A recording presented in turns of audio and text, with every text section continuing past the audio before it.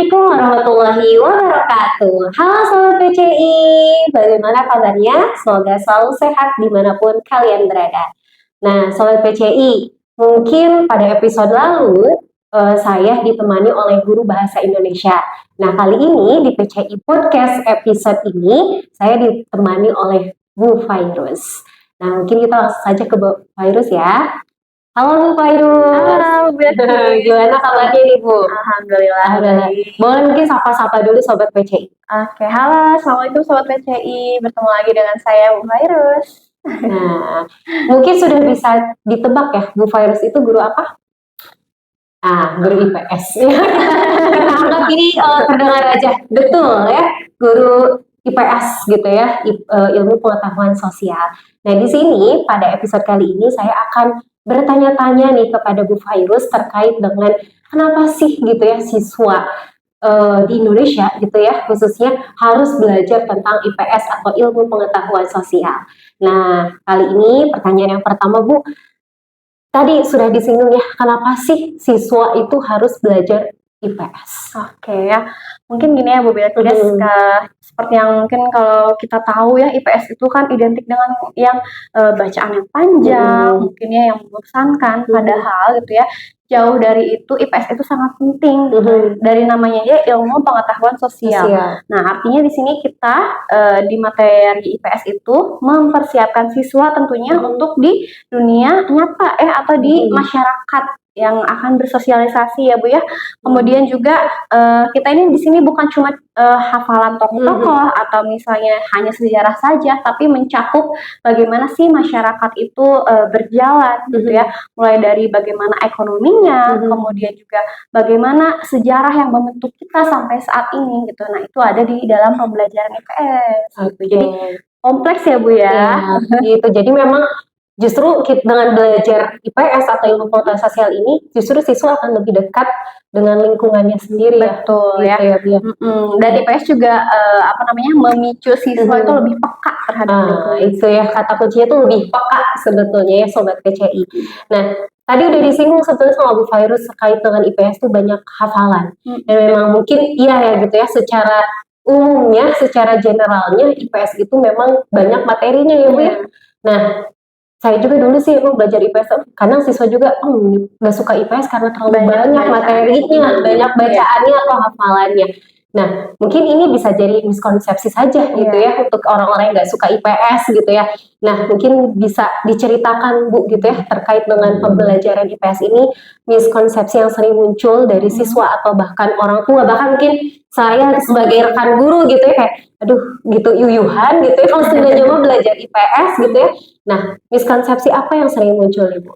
Ya itu seperti itu ya Bu ya, mungkin banyak anggapan kalau IPS itu cuma hafalan aja, banyak teksnya, segala macam kita harus baca banyak, padahal gitu ya IPS ini yaitu ilmunya dari masyarakat juga yang memang tanpa disadari kita juga mungkin pernah melakukannya atau pernah melaksanakannya gitu ya, karena IPS ini kan balik lagi ya banyak memberitahu kita bagaimana sih hubungan sebab akibat gitu ya, hubungan kita dengan manusia lagi, interaksi dengan manusia, kemudian interaksi dengan alam seperti apa gitu ya, bahkan juga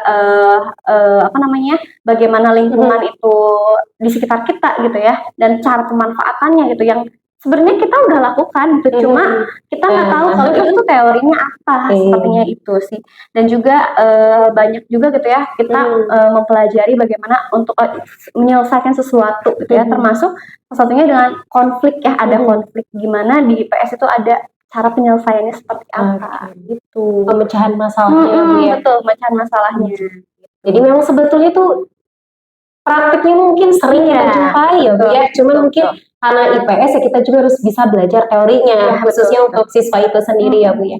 Nah dan cakupannya juga IPS cukup banyak juga ya Bu ya. Karena dulu saya juga waktu ya zaman SMA lah belajar juga tentang IPS gitu ya, sebelum penjurusan kan ada sejarah, ada geografi, ada ekonomi, ada sosiologi gitu ya. Dan dulu saya sebetulnya paling senang dengan ekonomi gitu ya, tapi di bagian teori-teorinya saja. Kalau hitungannya kan ekonomi ada hitungannya ya. Jadi saya agak mundur gitu. Nah biasanya gitu ya menurut Ibu keunikan IPS dengan mata pelajaran lain nih, coba apa tuh? Oke, kalau mungkin mata pelajaran lain memandang sesuatu hal itu hanya dari satu sudut pandang saja ya Bu ya. Tapi sedangkan IPS memandang suatu hal itu bisa dari banyak faktor. Kayak tadi yang Ibu sebutkan ya, bisa misalnya kita melihat suatu peristiwa dari segi ekonominya seperti apa gitu. Kemudian juga sejarahnya, bagaimana lingkungannya ya, yang termasuk ke geografi, kemudian juga sosiologinya seperti apa, hubungan dengan manusia ini seperti apa. Jadi ada banyak pandangan yang kita bisa ulik tuh di dalam.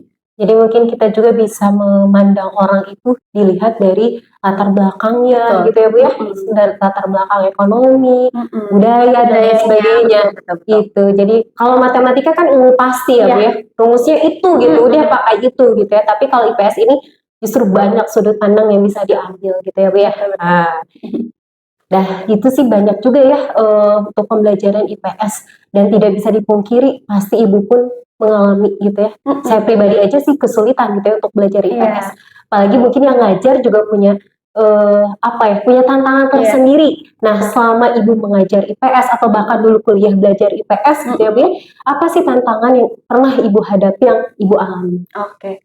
Mungkin kalau untuk tantangannya tadi ya, karena seringkali ada miskonsepsi ya dalam pembelajaran IPS yang jadi sebelum ke pembelajarannya aja siswa udah agak males gitu ya. Banyak bacaannya dari situ. Kemudian juga muncul masalah lain lagi, yaitu kita harus bisa gitu ya memberikan contoh di kehidupan nyata kepada siswa. Supaya apa? Supaya siswa lebih mudah memahaminya gitu. Jadi kalau ada contohnya di kehidupan sehari-hari, siswa itu biasanya akan lebih tertarik gitu dengan materinya gitu. Jadi kalau misalnya nggak kayak gitu akan sulit gitu. Misalnya kita membahas peristiwa bencana alam misalnya di sekitar kita, kan yang paling sering terjadi misalnya banjir. Nah itu contohnya ya yang ada di lingkungan sekitar kita, supaya siswa lebih tertarik lagi dengan pembelajarannya. Iya, karena mungkin banyak materi juga tidak bisa dipungkiri membuat siswa itu mudah bosan atau jenuh gitu ya Bu ya, mungkin itu tantangannya. Jadi ini untuk para guru IPS juga bagaimana caranya meramu materi ini sama pengaplikasiannya mungkin dalam kehidupan sehari-hari ya Bu ya. Dan memang ya seperti itulah, kita harus mungkin kalau bahasa Bu Fairuz mungkin sering dikatakan bahwa kita tuh harus pintar-pintar membumikan materi IPS gitu ya. Dalam artian ya siswa itu harus dikasih contoh yang nyata gitu ya, supaya teori dan pengaplikasiannya itu mudah dapat dipahami gitu mungkin ya Bu ya. Nah itu tantangannya tadi. Terus ini Bu, kita juga kan zaman semakin berubah. Itu tidak bisa dipungkiri, teknologi semakin canggih, pengaruh media sosial juga, bahkan waktu episode yang lalu gitu ya, perkembangan teknologi bahkan media sosial itu berpengaruh terhadap bahasa. Dan tidak bisa dipungkiri di IPS pun mungkin ada pengaruhnya nih Bu. Dan apakah IPS itu gitu ya, dengan siswa belajar IPS itu masih relevan di zaman yang saat ini, atau mungkin bahkan justru menguatkan atau mengikis gitu pengetahuan dari siswa itu sendiri? Kalau sebenarnya ya bisa jadi dua mata pisau ya Bu ya. Bisa jadi yang pertama, kalau negatifnya itu tentu saja mengikis ya, budaya lokal bisa hilang dengan adanya arus globalisasi yang sangat keras, cepat, modernisasi yang sangat membuming gitu ya. Tapi di sisi lain juga IPS ini bisa menjadi mungkin penjaga siswa supaya tetap ada di batasannya gitu ya. Karena kan kita diajarkan siswa untuk berempati, kemudian juga menjaga budaya seperti apa, berkenalan dengan budayanya sendiri gitu ya, agar kalau misalnya siswa di era globalisasi dan modernisasi ini tanpa adanya ilmu IPS itu sepertinya akan sulit ya siswa untuk menjaga jati diri dia. Seperti itu. Ya, khususnya mungkin jati diri sebagai warga negara Indonesia juga ya Bu ya. Dan emang kalau ya sekarang tuh tidak bisa dipungkiri budaya luar juga udah masuk ya Bu ya ke Indonesia, dan setidaknya itu juga mengikis dari generasi saat ini gitu ya. Dan IPS justru menjaga itu semua gitu ya. Dan ini Sobat PCI harus seru gitu ya belajar IPS karena dengan belajar IPS itu bisa menjaga atau menguatkan identitas kita sebagai warga negara Indonesia gitu ya Bu ya. Iya. Dan mungkin Ibu Pai, pertanyaan bisa dibilang pertanyaan terakhir gitu untuk di episode kali ini. Bu Fai mungkin udah cukup lama juga gitu ya, mungkin bisa nanti diceritakan pengalaman Bu Upai gitu ya terkait dengan mengajar IPS di siswa itu seperti apa, dan boleh mungkin disampaikan harapan terbesar Bu Fairuz di mata pelajaran IPS ini, baik saat ini maupun nanti. Oke, mungkin kalau untuk harapan saya sebagai seorang pengajar ya Bu ya, saya mengharapkan kedepannya bisa ilmu IPS ini bisa diajarkan secara kontekstual dan lebih interaktif gitu ya. Jadi hubungannya dengan siswa semakin dieratkan karena tadi ya Bu, kalau misalnya dikaitkan dengan kehidupan siswa sehari-hari akan istilahnya lebih mudah dipahami gitu ya. Mudah dipahami oleh siswa. Jadi ya semoga kedepannya kita bisa lebih aktif lagi, lebih kreatif lagi, dan juga bisa inovatif ya tentunya sebagai guru untuk membuka jalan atau celah pembelajaran yang baru gitu ya bagi siswa khususnya. Yang menarik Yang gitu menarik ya. gitu. Dan mungkin boleh Bu Fairuz disampaikan nih harapan untuk siswa di mapel IPS nih. Kalau harapan untuk siswa sih saya nggak pernah gimana-gimana ya Bu ya, karena walaupun tadi saya bilang materi IPS itu banyak, kalian harus tetap mau baca sedikit-sedikit gitu ya. Tapi nggak perlu dibaca semua materinya gitu ya. Tapi yang penting diulang-ulang aja sedikit-sedikit. Pun padahal sekarang tuh kan udah banyak sumber belajar yang menyenangkan ya Bu ya. Tidak harus dengan baca saja, bisa juga kita dengan menonton video dan lain-lain gitu ya. Semoga kedepannya nggak ada lagi miskonsepsi negatif lah tentang IPS gitu ya, yang banyak hafalannya itu, dan semakin banyak siswa yang menyadari bahwa IPS itu penting dalam kehidupan untuk dirinya sendiri dan kehidupannya gitu ya Bu Fairuz. Dan memang itu gitu harus dicatat ya Sobat PCI.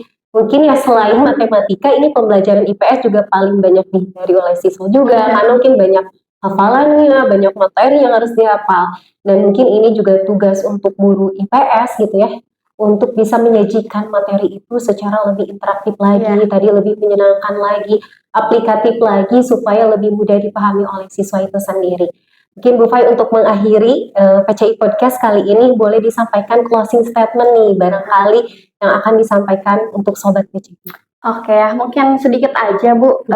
IPS itu bukan cuma ilmu atau pelajaran biasa, tapi IPS itu menceritakan tentang kehidupan, pelajaran kehidupan gitu. Yang ini justru bermanfaat sekali gitu ya untuk kehidupan siswa di masa sekarang dan di masa yang akan datang. Gitu mungkin Bu Fairuz cukup ya? Cukup sekali ya. Walaupun mungkin durasinya sedikit, tapi ini banyak banget yang bisa kita ambil khususnya untuk Sobat PCI yang mungkin nonton nanti video ini. Alhamdulillah, mungkin terima kasih Bu Fairuz sebelumnya. Terima kasih juga Bu Betty. Iya, sudah bisa bercerita terkait dengan pengalaman mengajar IPS, dan tadi ada banyak sekali gitu ya yang bisa kita ambil untuk kedepannya. Barangkali itu untuk di PCI Podcast kali ini. Terima kasih untuk yang sudah menonton, dan ditunggu PCI Podcast dengan episode-episode lainnya yang lebih seru dan lebih menarik lagi. Kalau begitu, saya Bilkis. Saya Fairuz. Mohon kami undur diri. Assalamualaikum warahmatullahi wabarakatuh. Terima kasih. Sampai jumpa lagi. Iya.